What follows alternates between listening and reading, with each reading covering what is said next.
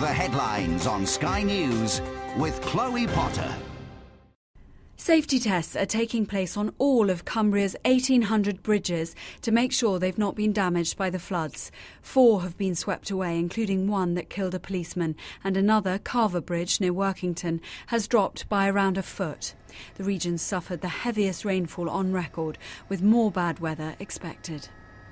There's no footbridges, there's no road bridges, and people just can't move. The only way to get out of the county is on the A66, basically.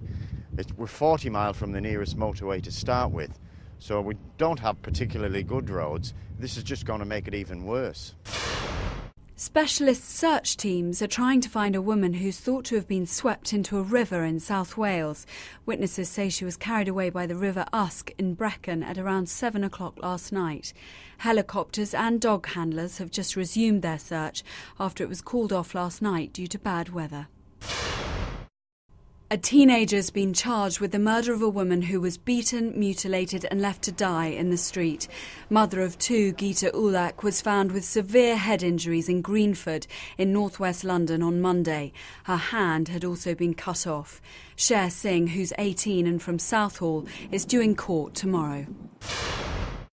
2 days before public hearings begin in the Iraq inquiry, secret government reports have been leaked which suggest Britain was both ill-prepared and under-equipped for the occupation of the country. The documents obtained by the Sunday Telegraph include transcripts of classified interviews with army commanders involved in reconstruction following the 2003 invasion. They accuse ministers and Whitehall officials of failing to provide support for troops on the ground, putting them at significant risk.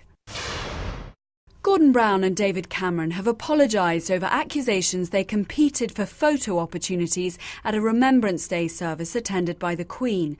Mr Cameron reportedly had his picture taken while inspecting tributes to the fallen. Mr Brown is then said to have asked to be photographed with his wife Sarah in the same place. Their apologies follow a rebuke from the Dean of Westminster Abbey for their behaviour at the service 11 days ago. A new poll suggests the Conservatives' lead over Labour is shrinking. The Ipsos Mori survey for The Observer gives the Tories 37%. That's just 6 points ahead of Labour on 31%. The Liberal Democrats are on 17%. It graced the hand of the King of Pop. Now it's made his estate £212,000 richer.